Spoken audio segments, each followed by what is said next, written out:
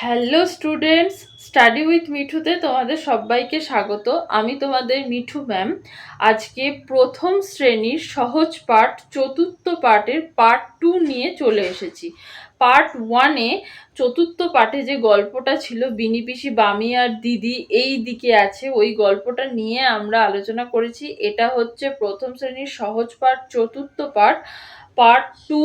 এখানে চতুর্থ পাঠে যে কবিতাটা রয়েছে ছায়ার ঘোমটা মুখে টানি, এই কবিতাটা নিয়ে আমরা আলোচনা করব।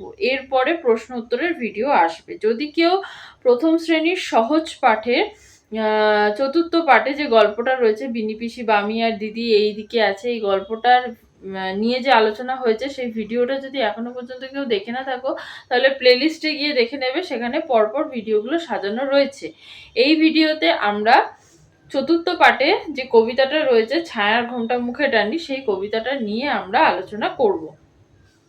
তাহলে চলো দেখে নেওয়া যাক যে প্রথম শ্রেণীর সহজ পাঠের চতুর্থ পাঠে কি রয়েছে। আমি এখানে পড়ছি, তোমরাও আমার সাথে সাথে পড়ো।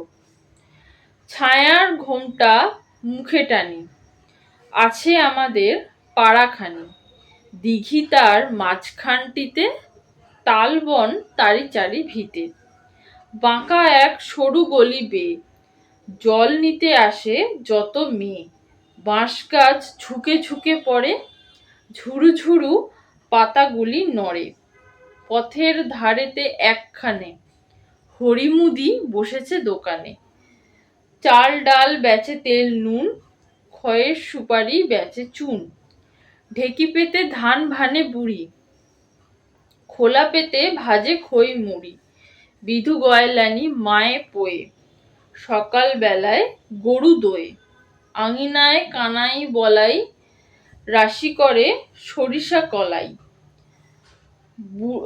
বড় বউ মেজ বউ মিলে ঘুটে দেয় ঘরের পাঁচিলে। এইটা হচ্ছে প্রথম শ্রেণীর সহজ পাঠ চতুর্থ পাঠের কবিতাটা। এবারে প্রথম শ্রেণীর সহজ পাঠের চতুর্থ পাঠের এই কবিতাটাতে রবীন্দ্রনাথ ঠাকুর কি বলতে চেয়েছেন সেই বিষয়েও চলো বিস্তারিতভাবে আলোচনা করে নেওয়া যাক। প্রথমেই বলছে ছায়ার ঘোমটা মুখে টানি, আছে আমাদের পাড়াখানি। মানে এখানে একটা পাড়ার কথা বলা হচ্ছে যেখানে কিনা ছাওয়া রয়েছে, মানে চারদিকে ছাওয়া রয়েছে, সেই জন্য বলেছে ছায়ার ঘোমটা মুখে টানি, আছে আমাদের পাড়াখানি, দিঘি তার মাঝখানটিতে, তালবন তারি চারি ভিতে।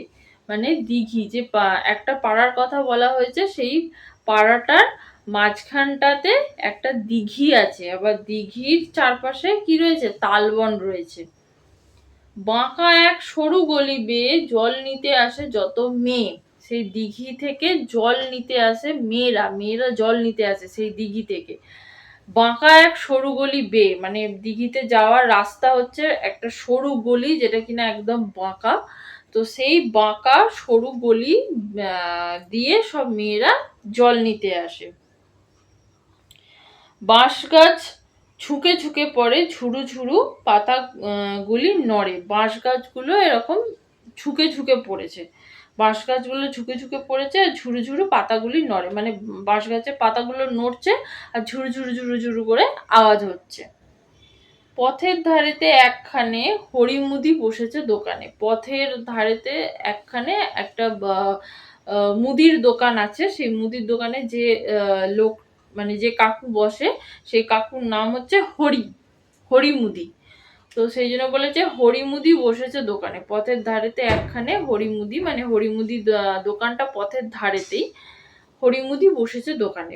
মুদির দোকান, মুদির দোকানে কি কি পাওয়া যায়, মুদির দোকানে চাল ডাল, হ্যাঁ, নানান রকমের মশলা, এইগুলো মুদির দোকানে কিনতে পাওয়া যায়।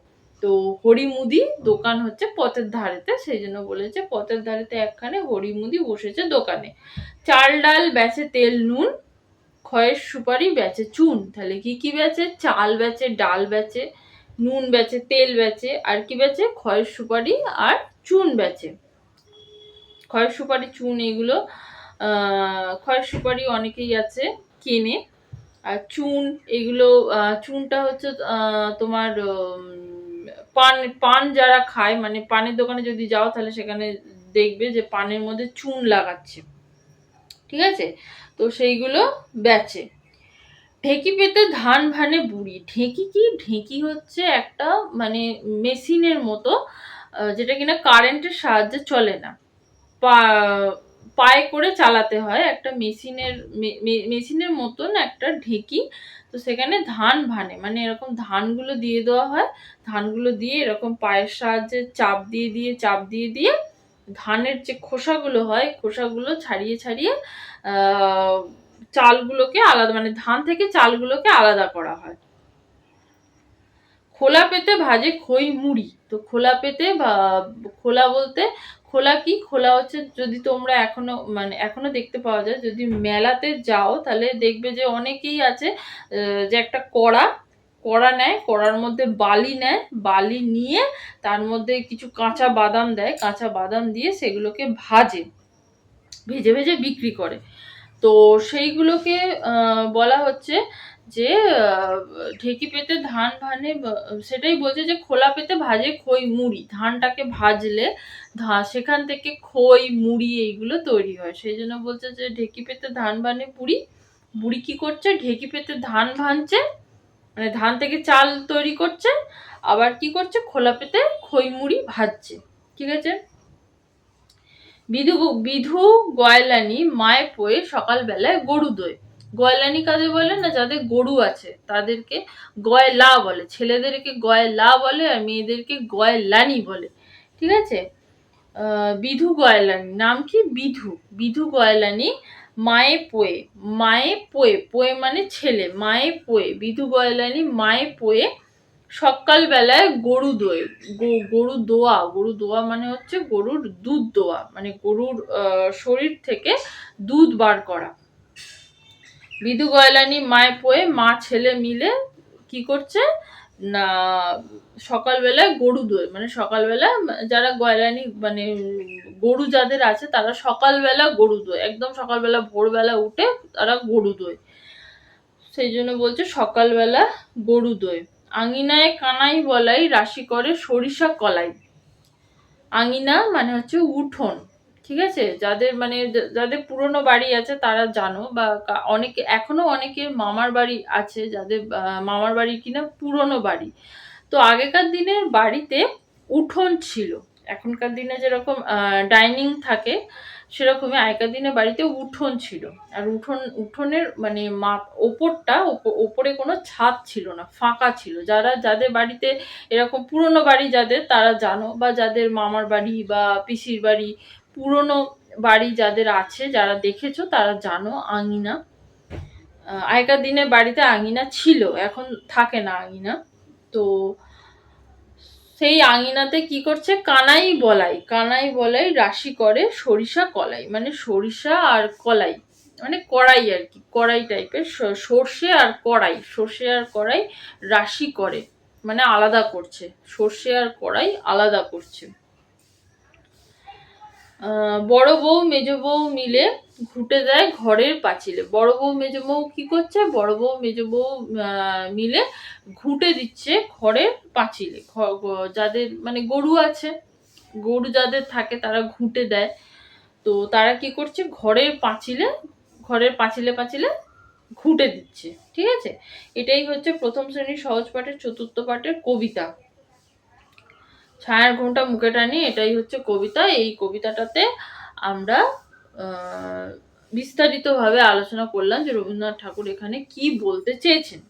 তো এখানেই আমাদের প্রথম শ্রেণীর সহজ পাঠের চতুর্থ পার্ট 2 শেষ হলো। এরপরে প্রশ্ন উত্তরের ভিডিও আসবে। প্রথম শ্রেণীর সহজ পাঠ চতুর্থ পাঠ প্রশ্ন উত্তর, প্রশ্ন উত্তর মানে চতুর্থ পাঠের উপর কি কি প্রশ্ন উত্তর হবে সেই প্রশ্ন উত্তর নিয়েও আমরা আলোচনা করব। আজকে আমার ভিডিওতে যদি কেউ নতুন থেকে থাকো আর এখনো পর্যন্ত যদি আমার ইউটিউব চ্যানেল স্টাডি উইথ মিঠুকে সাবস্ক্রাইব না করে থাকো, তাহলে আমার ইউটিউব চ্যানেল স্টাডি উইথ মিঠুকে সাবস্ক্রাইব করে দিও। পাশে থাকা বেল আইকনটাকেও ক্লিক করে দিও, যাতে আমি নতুন কোনো ভিডিও আপলোড করি তা তোমাদের কাছে নোটিফিকেশন পৌঁছে যাবে।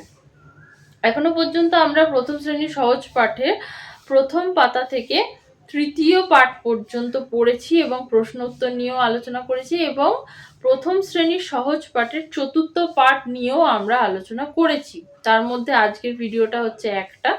আগের ভিডিওগুলো যদি এখনো পর্যন্ত কেউ দেখে না থাকো তাহলে প্লেলিস্টে গিয়ে দেখে নেবে, সেখানে পরপর ভিডিওগুলো সাজানো রয়েছে। ক্লাস 1 সহজ পাঠ বলে একটা প্লেলিস্ট আছে, সেখানে পরপর ভিডিওগুলো সাজানো রয়েছে। আজকে প্রথম শ্রেণীর সহজ পাঠ চতুর্থ পাঠ পার্ট 2 এখানেই শেষ হলো। দেখা হবে আবার প্রথম শ্রেণীর সহজ পাঠ চতুর্থ পাঠের প্রশ্ন উত্তর নিয়ে।